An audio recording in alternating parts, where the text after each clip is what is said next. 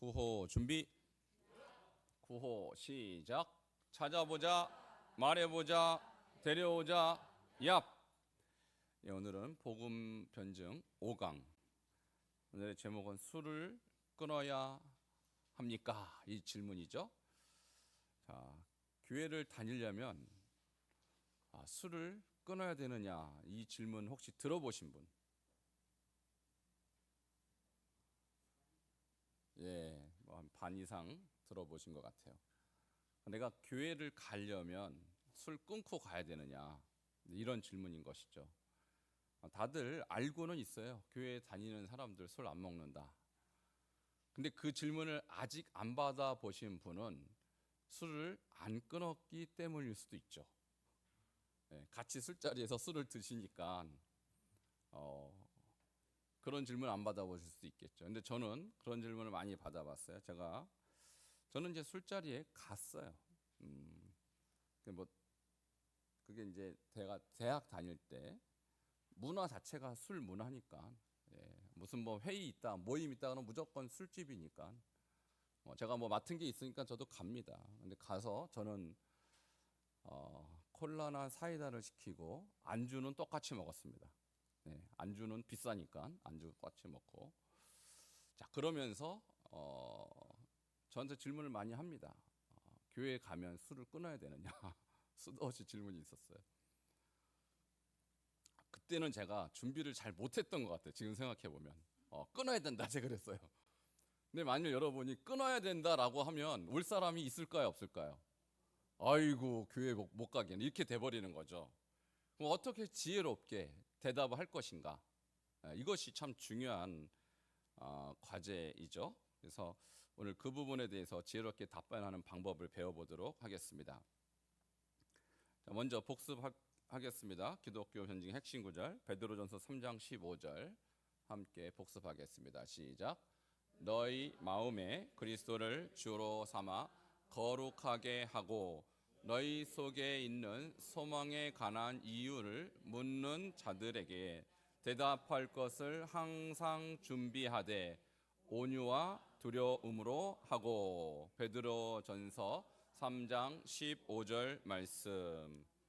이게 우리 기독교 현증의 핵심 구절이기 때문에 늘 마음속에 염두에 두고 항상 준비해야 합니다. 두 번째, 기독교의 유일성을 나타내는 구절 사도행전 4장 12절입니다. 시작. 다른 이로서는 구원을 받을 수 없나니 천하 사람 중에 구원을 받을 만한 다른 이름을 우리에게 주신 일이 없음이라 하였더라. 사도행전 4장 12절 말씀. 아멘. 자, 우리 1강에서 배운 내용은 변증이란 무엇입니까? 이걸 배웠죠? 자, 2강에서는 기독교인이 더 나빠요, 이 질문에 대한 답변을 우리가 했습니다. 기독교인의 잘못을 일단 인정하고요. 두 번째는 그들의 잘못된 일반화를 교정하라고 말씀드렸습니다. 3강에서는 모든 종교는 다 똑같은 거 아니에요? 라고 질문했을 때 아니다라는 거죠. 유일한 것들을 먼저 제시하는 거예요. 태양도 하나, 어머니도 한 분, 집주인도 한 명인 것 같이 이 세상을 창조하신 우주의 주인도 딱 한 분밖에 없다라는 거. 그분이 누군가? 그분이 성경에서 하나님, 그리고 하나님이 보내신 예수 그리스도께서 나와 아버지는 동일하다 하면서 창조주이심을 주장한 유일한 분이시다, 이렇게 우리가 설명할 수 있습니다. 자, 지난주 4강에서는 하나님이 정말 계신가요? 라고 질문했을 때 어떻게 막막하게 이렇게 대답을 못했던 분들은 지난주에 답을 찾으셨어요? 어떤 법칙이 있습니까? 인과 법칙. 원인이 있으면 결과가 있다 그랬죠? 자, 보이지 않지만 존재한다고 확신할 수 있는 어떤 것들이 있어. 예를 들면 공기는 보이지 않죠? 그러나 우리가 호흡하는 것을 보고 존재하는구나, 이렇게 알 수 있고요. 전파라는 것도 만질 수 없지만 TV나 라디오 방송을 들어보면 전파가 흐르고 있구나, 이것을 알 수가 있는 거예요.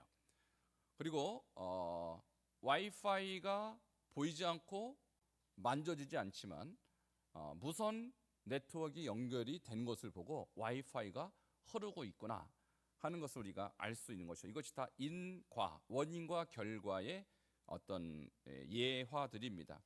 근데 하나님도 마찬가지라는 거예요. 하나님은 전기와 같이 전파와 같이 와이파이와 같이 볼 수 없는 분인데, 그분이 계시기 때문에 존재할 수밖에 없는 두 가지 절대적인 현상이 바로 우주의 질서라는 거예요. 우주의 질서. 모든 질서, 모든 움직이는 질서에는 반드시 배후에 조종자가 있다고 했죠. 제가 예를 든 것이 자동차입니다. 자동차가 그렇게 질서 있게 여기서 서울까지 가려면 배후에 조종자가 분명히 있어야 하는 것이죠. 마찬가지로 우리 지구라는 이 행성, 우주의 모든 별들의 이 질서 있는 운행 뒤에는 절대적인 조종자가 존재되어야 하는 것입니다. 그래서 우리가 우주의 질서의 배후에 하나님이 존재하는 사실, 그리고 또 한 가지 원인과 결과로 우리가 알 수 있는 것은 뭐냐면 모든 문화권 속에 나타나는 도덕률이에요. 살인하지 말아야 한다라는 거, 도둑질하면 안 된다라는 거, 이런 것들은 모든 문화권에서 동일하게 갖고 있는 일종의 공통적인 문화 현상이고 양심인 것이죠. 이런 도덕률을 누가 가르쳐 줬길래 다 똑같이 그렇게 생각하는가? 이것은 하나님이 계시지 않다면 이 공통의 도덕률을 우리가 가질 수 없다라는 것입니다. 자, 여기까지가 지난주의 내용이었습니다. 오늘은 이제 변증으로서는 오늘 네 번째인데요. 교회에 다니면 술을 끊어야 하나요? 라고 했을 때 뭐라고 답하는 게 좋을까? 만일 여러분이 간단하게 이렇게 대답하죠. 네, 끊어야 돼요. 그러면 교회 나올 분이 한 명도 없어요. 자, 근데 만일 아니요, 그냥 드세요, 그래도 돼요 라고 얘기한다면 이분이 그런데 당신은 왜 안 마셔? 이렇게 되는 거예요. 당신 안 마신다며, 술 끊었다며, 그건 거짓말이잖아요. 그러니까 참 대답하기 쉬운 주제가 아닙니다.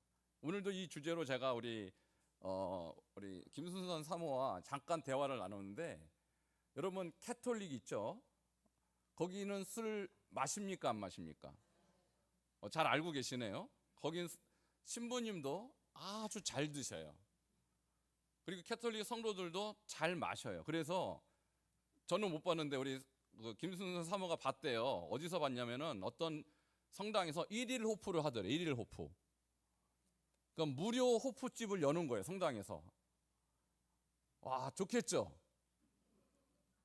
가면 공짜로 호프를 마시는 거니까 우리는 뭐 술 안 마시는 분들 관심 없겠지만 불신자들 입장에서 교회보다 훨씬 자유롭죠.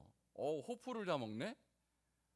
그래갖고요, 우리 교인인지 교인이 아는 지인인지 그분의 친구가 호프집을 여는 성당으로 갔다는 거 아니에요. 교회 안 가고. 편하니까, 제약이 없으니까. 그래서 우리나라가 캐톨릭이 그래도 이렇게 상당히 성장하는구나. 제가 그걸 알았어요. 부담 없는 종교요. 술, 담배 다 해도 돼요. 제사도 지내도 돼요, 캐톨릭은. 그러니까 이런 부분에 있어서 우리 개신교는 상당히 이 금욕적인 그런 집단으로 보입니다. 그러니까 그런 금욕을 감수하고 교회를 나온다, 상당히 어려운 거예요.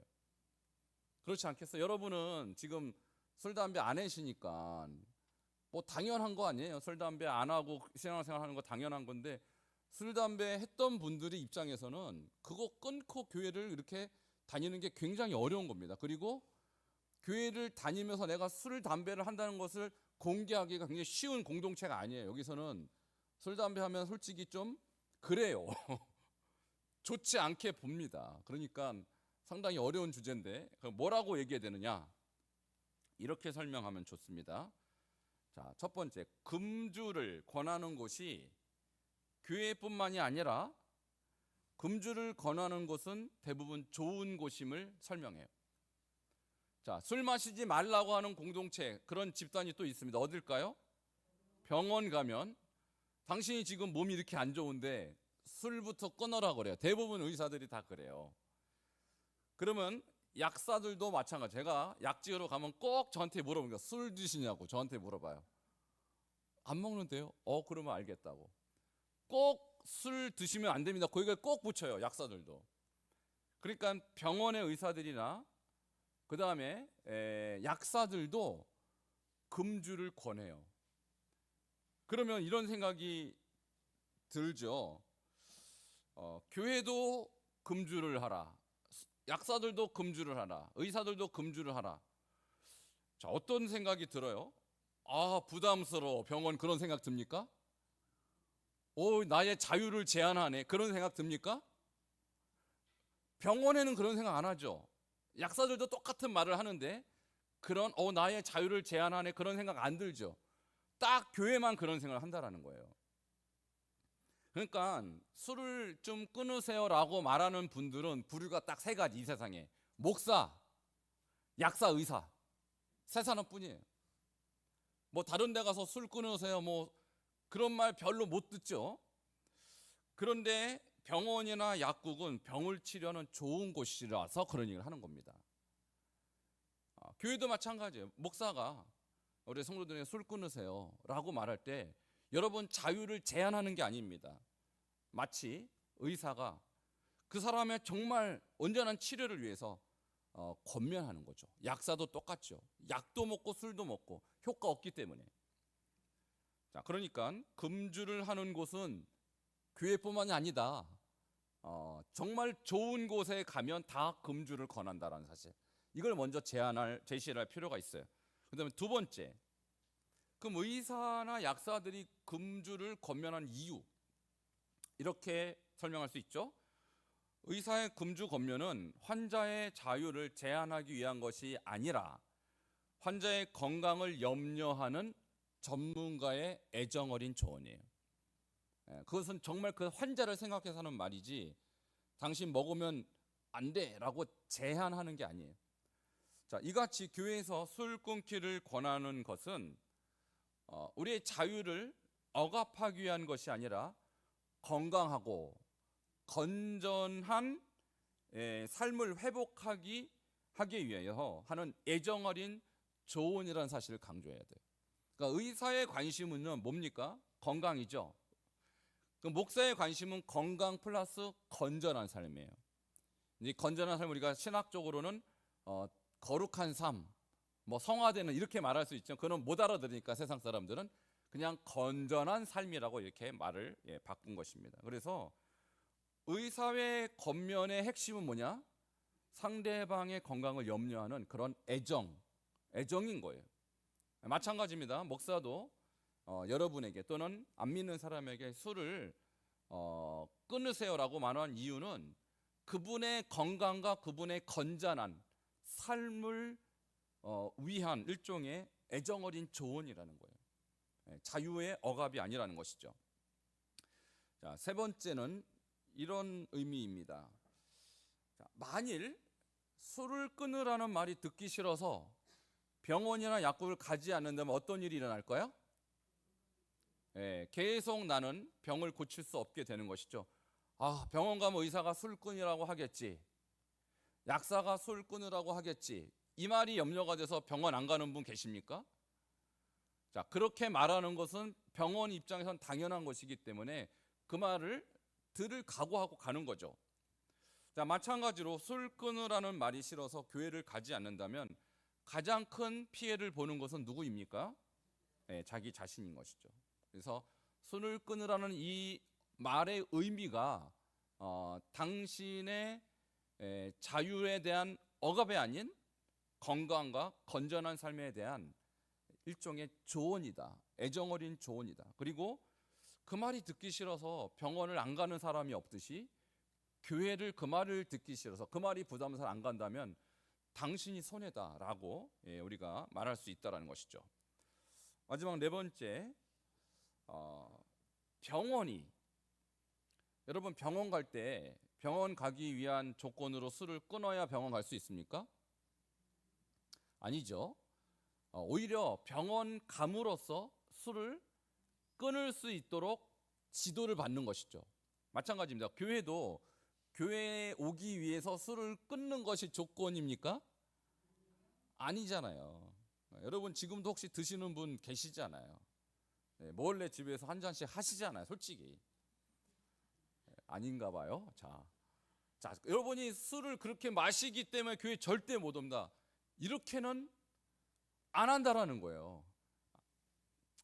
알고 있어요. 저는 여러분이 몰래 한 잔씩 한다는 사실을 알고 계시지만은 그럼에도 불구하고 여러분이 언젠가는 끊으리라. 그리고 그것이 한꺼번에 끊깁니까? 서서히 끊어지는 거지. 서서히 끊어지는 거죠. 그러니까 교회에 나오는 조건으로 금주가 아니라는 거예요. 병원도 마찬가지예요. 병원 올라면 술 끊고 오시오. 이런 의사가 어디 있어요? 당신이 술 때문에 병에 걸렸으니까 나를 만나서 술을 끊는 방법을 가르쳐 주겠다. 교회도 마찬가지예요.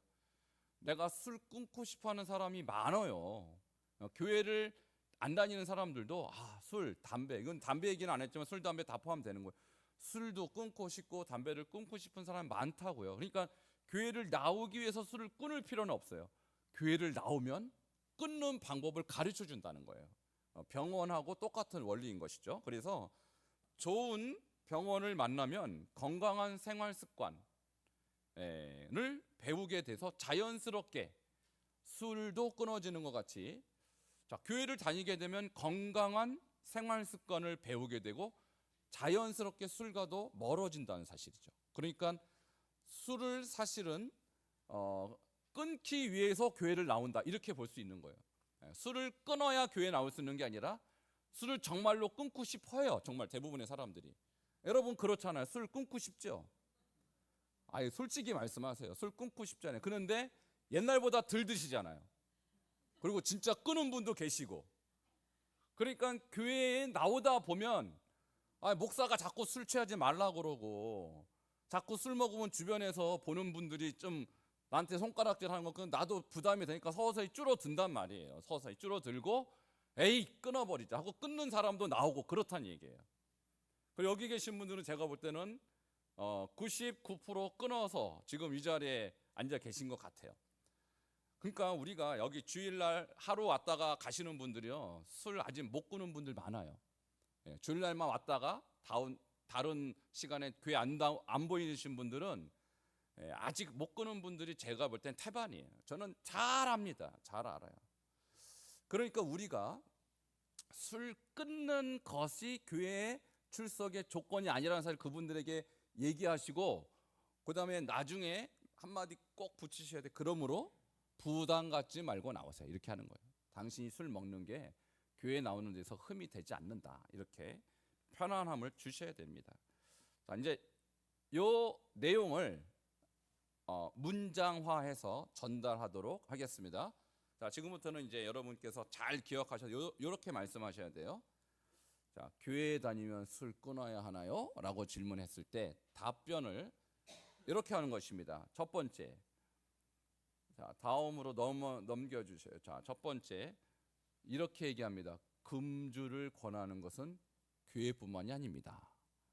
술 끊으라고 권하는 것은 교회뿐만이 아닙니다. 그럼 어디가 또 그렇게 해요? 병원의 의사들도 환자들에게 금주를 권하고 약국의 약사들도 손님들에게 술을 피하라고 권합니다. 자, 그렇다고 병원이나 약국에 안 가는 사람은 없습니다. 자, 이렇게 대답할 수 있는 거예요. 그죠? 자, 술 끊으면, 자, 교회 가려면 술 끊어야 됩니까? 한마디 이거, 술 때문에 나는 교회 못 가요. 이렇게 하는 사람에게, 금주를 권하는 것은 교회뿐만이 아닙니다. 병원의 의사들도, 약국의 약사들도 금주를 권합니다. 자, 그렇다고 병원이나 약국에 안 갑니까? 자, 그분이 병원 안 가겠어요? 약국 안 가겠냐? 다 가면서도 술 끊어라 이 얘기는 계속 듣고 앉아 있다는 거. 계속 듣고 앉아 있다. 그러면서 계속 병원이나 약국은 안 갈 수 없다라는 것이죠. 교회도 똑같은 것입니다. 자, 그러면 두 번째. 그러면 의사와 약사들이 왜 그런 금주를 권하는가에 대한 설명을 한 것입니다. 두 번째, 그것은 환자의 자유를 제한하기 위한 것이 아니라 진심으로 환자의 건강을 염려하는 전문가들의 애정 어린 조언이라는 사실을 알기 때문입니다. 자, 이와 같이 교회에서 술 끊기를 권하는 것은 우리의 자유를 억압하기 위한 것이 아니라 진심으로 우리를 건강하고 건전한 삶으로 인도하기 위한 영적 전문가들의 애정 어린 조언입니다. 자, 말이 조금 길긴 한데 이렇게 요약할 수 있어요. 자, 환자의 자유를 제한하기 위해서 권면하는 것이 아닌 것처럼 교회도 여러분의 자유를 제한하기 위해서 금주를 권면하는 것이 아닙니다. 그것은 어떤 목적이에요? 건강하고 건전한 삶으로 인도하기 위한 전문가들의 조언이라는 거예요. 자, 의사와 약사가 건강을 위해서 금주하시오 하는 것처럼 교회도 건강과 또 하나는 뭐예요? 건전한 삶을 위해서 좋은 애정 어린 조언을 한다라는 거예요. 자, 이렇게 여러분 정리하시면 되겠습니다. 자, 그럼 첫 번째 거와 두 번째 거 다시 한번 간단하게 요약하면 금주를 권하는 것은 교회뿐만 아닙니다. 어디 있어요? 병원과 약국. 병원과 약국이 금주를 권면하는 이유는 건강하라고 권면하는 것이죠. 교회에서 금주를 권면하는 이유는 건강한 삶과 건전한 삶을 살라고 권면하는 것입니다. 자, 그렇게 요약할 수 있겠죠?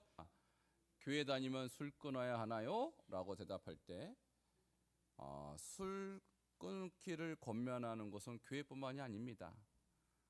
병원도 있고 약국도 있습니다. 근데 의사와 약사가 술 끊기를 권하는 이유는 상대방, 환자의 건강을 정말로 염려하기 때문에 말하는 전문가의 애정 어린 조언입니다. 마찬가지로 교회도 건강한 삶과 건전한 삶을 살도록 영적인 지도자가 애정 어린 조언을 하는 것입니다. 이렇게 우리가 요약할 수 있겠죠. 자, 그럼 이제 세 번째 스테이지로 넘어가면 이런 것입니다.